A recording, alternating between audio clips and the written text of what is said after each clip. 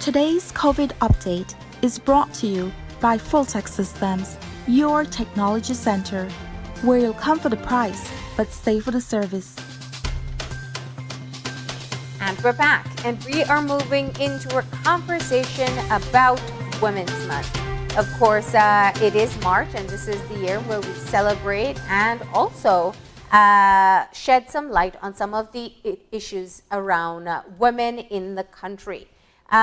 Today, to have this conversation with us, we're joined by the Program Officer for the National Women's Commission, Eleanor Murillo. We're joined by Tina Gill of Youth Enhancement Services, and we're joined by Shania Petch, the founder and managing director of Women Wear What They Want. Good morning, ladies. Good morning. Good morning, ladies. And happy Women's Month. Happy Women's Month. Thank you, and same to you. All right. So this would officially be the first Women's Month that you have planned, coinciding with the current pandemic. Tell us about what went into deciding on how you would celebrate. All right. Well, we know we're in COVID times, and we still wanted to ensure that we do a good job as it relates to Women's Month and reach everyone. And so the planning committee, we sat down. The first thing we normally do is to look at the theme. So we looked at the international team and UN team, and we decided on what would be best for Belize. We thought it had to be inclusive and ensure that everybody will feel a part of, because every time we celebrate an activity, it's not just for women, it's for everybody. So while Women's Month is really the celebration of women, it's also to include the entire population. And so we looked at the International Women's Day team that talked about choose to challenge, making change where as it relates to gender inequality. And then the UN team talked about women in leadership, achieving gender equality in a COVID-19 world. The committee thought that if we chose women in leadership, it will definitely exclude certain members of the population. And especially the CBOs and the NGOs were saying our population will not relate to this team. So we combined the two teams to say #choose to challenge, where everyone can choose to challenge gender inequality in their own way, whatever it may be that you want to choose to challenge, while we're achieving equality in a COVID-19 world. So most of our activities centers around online virtual activities. What are some of those challenges, though? I mean, you're mentioning choose to challenge, and we're pushing the idea of making things as equitable and as fair as possible for everybody. What are still some of these challenges that you're identifying? Well, every time we do our planning, we always go back to our mandate and our national document. The National Gender Policy, which looks at health. We know health is an issue in a COVID-19 world. The challenges of getting quality health care at a reasonable and affordable price for women especially. We looked at education, the education system. And so while the data shows that more women are being educated, we still have challenges of those who cannot afford education. Violence producing conditions. We continue to see violence both at the level, gang level. We see it in domestic violence. We see gender-based violence. So violence producing conditions definitely continue. And then now within 4 months we have 2 elections. So of course we look at the political aspect of it. Women in leadership and decision-making positions. So those are the main areas we look at when it relates to the women's work. So and also entrepreneurship and business and so on. Yeah. So the National Women's Commission is kind of like the coordinating agency for multiple agencies. Yes, we coordinate and chairs the committee. Yeah. So we have two agencies represented, Youth Enhancement Services and the newbie to the bunch. I must admit, Shania, we haven't heard much about your organization, Women Wear What They Want. Why don't you and Tina tell us a bit about what you do for women in the country? Okay. Well, good morning. And it's actually Shania. Shania, thank you. All right. Yes. I founded this organization last year in 2019 when I was 19 years old. And basically I wanted, I understand my generation better, and we face different challenges when it comes to our mental health. We let things like discrimination and criticism of our race, our size, what we wear, our beliefs, all of that, all the discrimination that we face based on that, it affects our mental health. So that's what my organization does. We have models actually. So we have a kind of a visual representation of, fighting all these things that we're discriminated against. So we have several photo shoots where there are themes that is basically fighting against what we believe in. So this shoot here is where it's the follow-up shoot to a shoot that we did, which is called Don't Label Me, where each model held up something where they said, which was basically a label that society placed upon them then. Mm-hmm. And here we have different images from different photo shoots that we've done. So it's very bold, it's very out there, and that's exactly how we want it, because we want to get our message across that we won't be labeled, we won't let society define us, and that we are beautiful despite our race, size, our beliefs, and everything that society finds that they can discriminate us based on that. Wow. So yeah, that's basically it. How is this received by the wider public? I know some of us are conservative to some of these images and what have you. What has been the reception in respect of this particular campaign of yours? Well, the older generation is a lot more conservative, so they aren't as receptive of it as we'd like. I've heard comments like, especially because of the name of our organization, Women Wear What They Want. They're like, no, I don't think that women should wear what they want. And our name doesn't say that, oh, you should feel so confident and secure in yourself that you should wear a bikini to work. That's not what we're saying. We're saying that you should feel secure in yourself and confident enough, despite everything that society is telling you, to wear what you want, according to whatever the event is, Yeah. So a lot of people have backlashed it, and they don't like what it stands for, which just shows that we need to enforce it even more. That we need to say, no, this is how it should be, And one of our the main issues that we fight is harassment, sexual harassment, especially for, actually all women experience it. And, a lot of things, the main question that is asked when somebody is sexually harassed or sexually assaulted is, what were you wearing?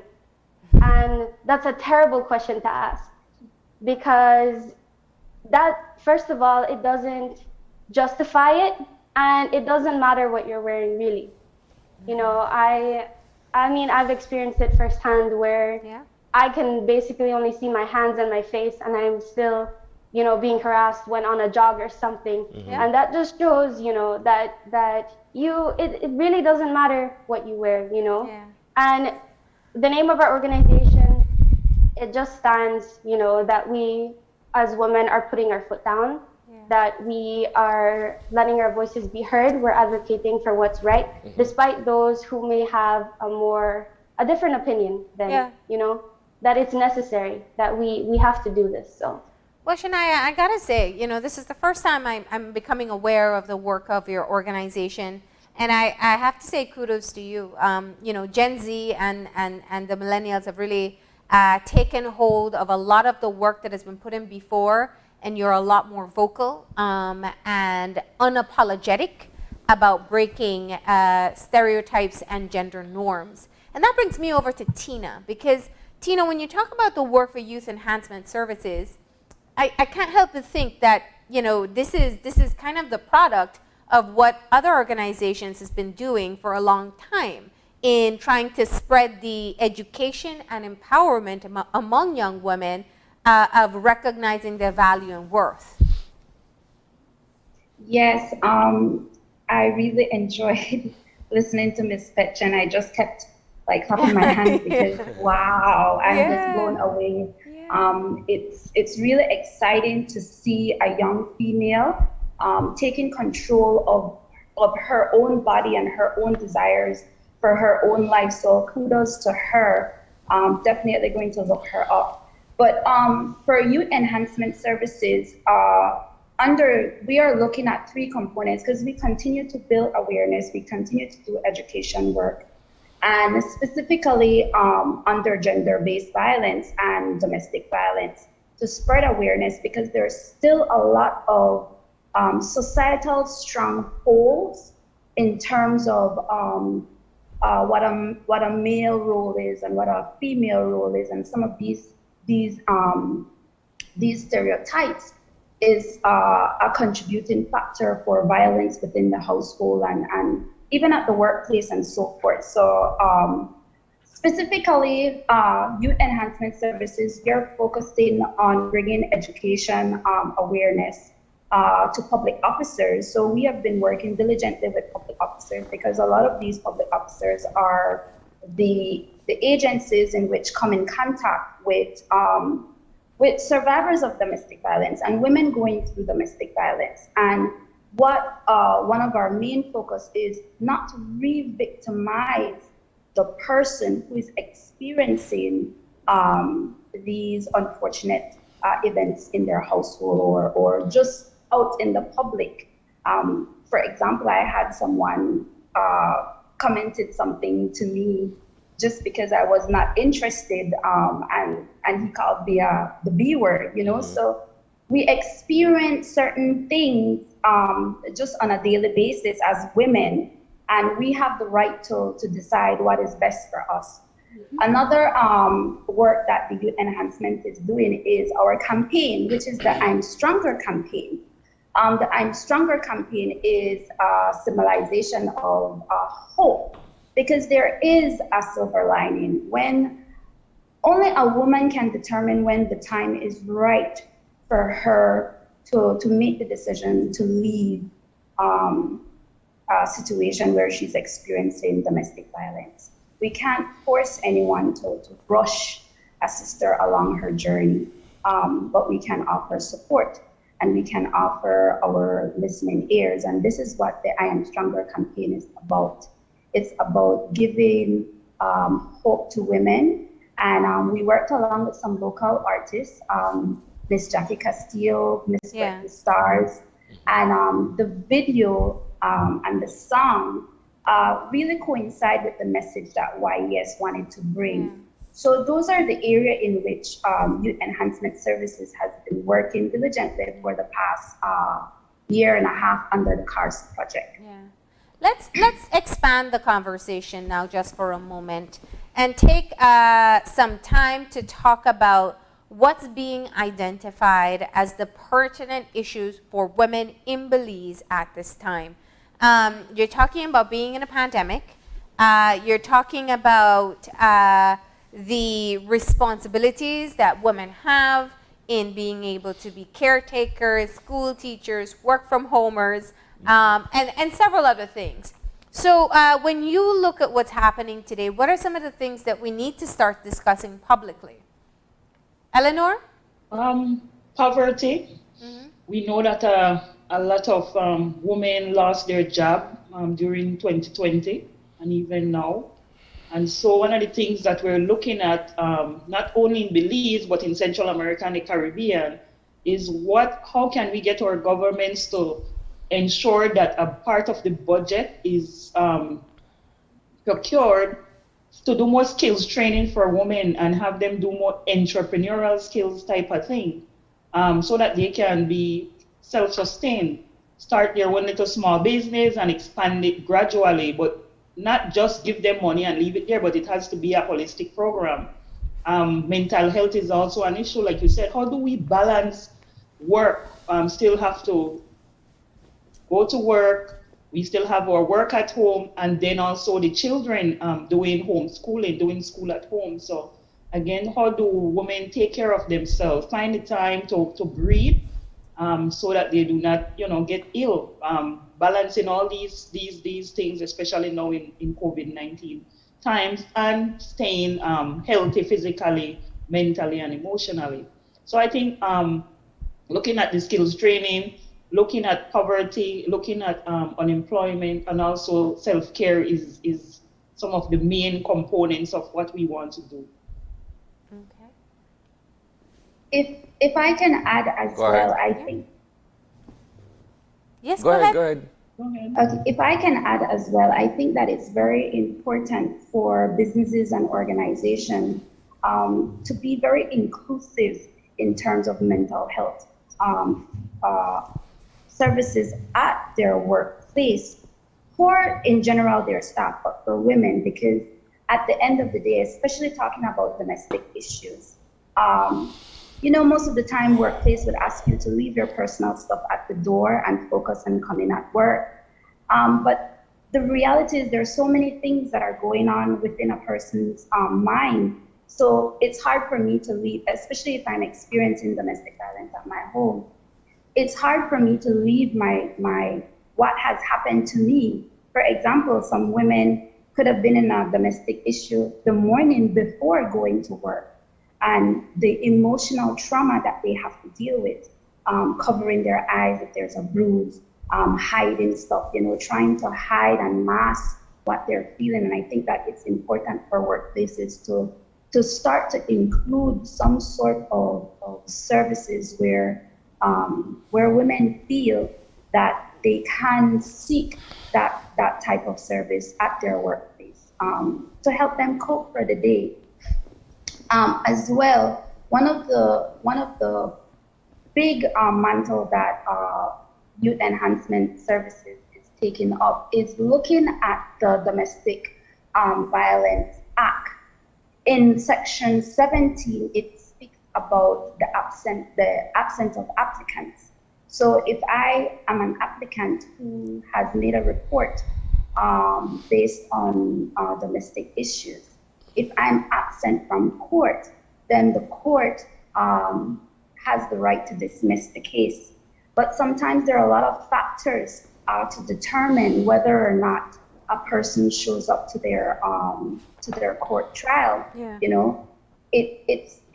It's hard for me as a person to show up to face my abuser. So we're advocating for the state to take up the burden of making sure that these cases can see their way through without the applicant necessarily being present. So that's one of the big things that we are looking at when it comes to the Domestic Violence Act. Yeah, we know we still struggle with gender-based violence. Yeah. Would that mean perhaps a proposal to amend whatever existing legislation is on the books? Because we're looking at a situation where, based on what you're describing, would seem similar to being able to testify in a court without necessarily appearing as a witness in person, correct? Yes. Yeah. So are you guys looking at any form of amendment to whatever exists on the books? There are ongoing review of the laws as it relates to domestic violence. Even when we look at the way they produce the data, we want to ensure domestic violence not just becomes but to criminalize it more in terms of what the Domestic Violence Act states. Look at the case the other day where the man hammered that woman and then he still got bail. So yes, there are review of the different legislations as it relates to violence against women.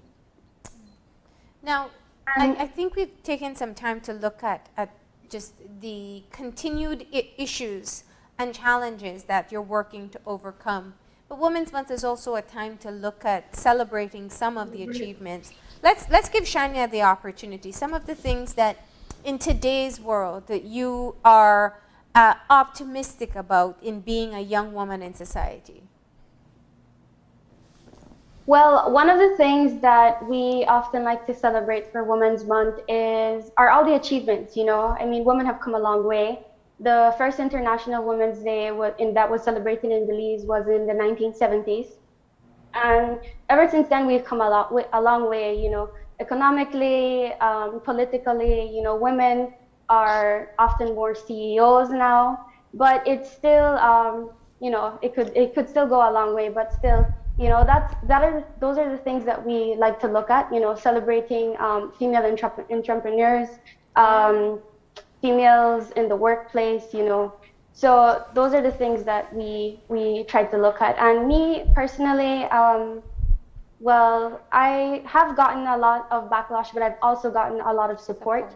I believe I'm the youngest member in the National Women's Committee, and Miss Eleanor, and along with every other member of the board, they're very supportive. They've taken me under their wing, they've helped to guide me, and I've been learning a lot. And I feel like we need to create a better environment too, where not just in our education systems, but creating other opportunities where women can learn about their rights, about, growing in a world and how to be more successful than as a woman in this world. So yeah, I think that's really great. Now let's talk about how we celebrate this month. Who wants to give the preview of some of the big events? We clearly can't go through all of them, but what are some of the bigger events that you want to tell our viewers they cannot miss? Yeah, well, like we said, the celebration of women's, really the big event is the National Women's Award, where we award women from all over the country, from different sectors of our society, from every crooks and cranny of this country. And so we are really proud of that award ceremony this year. Last year, we didn't get to do it in person. Hopefully this year we can do it a little bit different, where we do have an actual award, because last year we did not get to do it. So right now we have about 16 women from across this country being awarded by different government and non-governmental organizations. And so, that's something that we look forward to. We cannot award everyone, but a lot of women have been doing wonderful things, or frontline workers, or healthcare workers, teachers, the entrepreneurs, as Shania said. A lot of young women have started business, and we're so proud of them and rooting for them that their businesses will prosper and succeed. And so another thing we want to do at the National Women's Commission is to have a roundtable discussion with young girls, mostly at the high school level, to discuss some of these same type of issues and have them make recommendations to us on the way forward. How can we help you to do better? How can we help you to achieve your dream? What are the things you want to choose to challenge us as duty bearers to do? And so we're looking forward to those roundtable discussions with young women. That will be held on March the 19th. The award is March the 25th. The Council of Churches and many churches will be having ceremonies celebrating women, and some of our other organizations throughout the month of March are putting out videos. Like the police department will be showcasing videos of police women in action in different areas that we never thought that they are in, and so on. The U.S. Embassy is a part of our committee, and they too, have their videos where they will be showcasing women who have inspired them. The National Library Service across the country are also doing an activities throughout the month of March, showcasing different women in their communities, and also engaging the public as it relates to awareness on the achievement and women's empowerment. Yeah. All right. Well, where can people access the calendar of events if they want to see what's happening? The National Women's Commission Facebook page will definitely will have the activities. We'll be sharing it with partners who in turn will also share it through their social media, so that people can join in some of these virtual events and open events that are open to the public. And so, yes, we have the calendar of events, and we usually work on the Women's Month booklet, which also encompasses the activities, but also the women who will be awarded during the month of March. All right. Well, ladies, thank you for giving us just a preview of some of the ongoing work that's taking place within your individual organizations, and of course, some of the things we can look forward to in the time ahead. Happy Women's Month to you, and best of luck with your activities. Thank you, and congratulations to you too. All right, thank you. And with that, we are going to go ahead and take our final break, and when we come back, we'll have our wrap-up, so stay tuned.